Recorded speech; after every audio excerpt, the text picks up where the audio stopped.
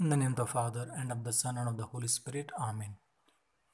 Dear friends, oftentimes we are deceived because appearances are deceptive.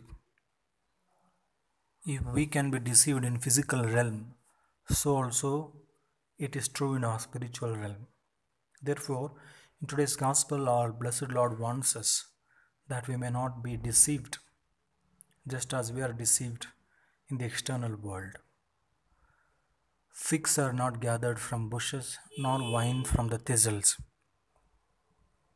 In the land where Jesus lived, there were also some weeds which looked like vine plant and fig tree, but they never gave. Apparently, their fruits also resembled grapes and fig, but in reality, they were not so.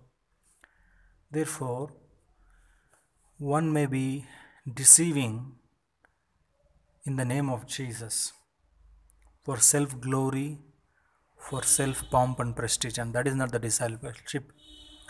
True discipleship consists in bearing the fruits Jesus himself bore, the fruit of obedience, selfless love, and deep reverence for every human person.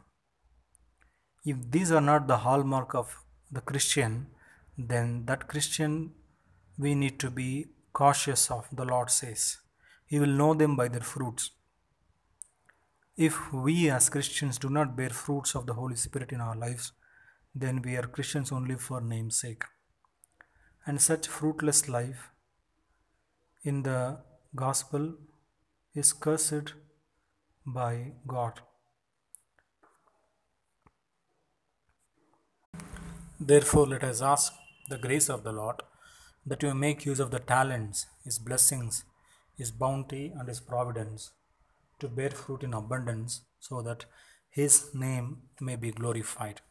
As the Lord Himself says, let your light shine before others so that seeing your good works, they may give praise to your Father in heaven.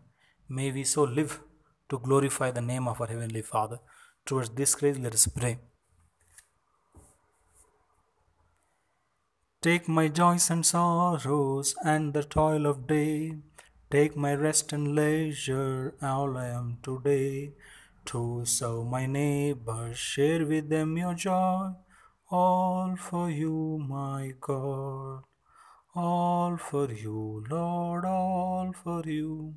Everything I give to you.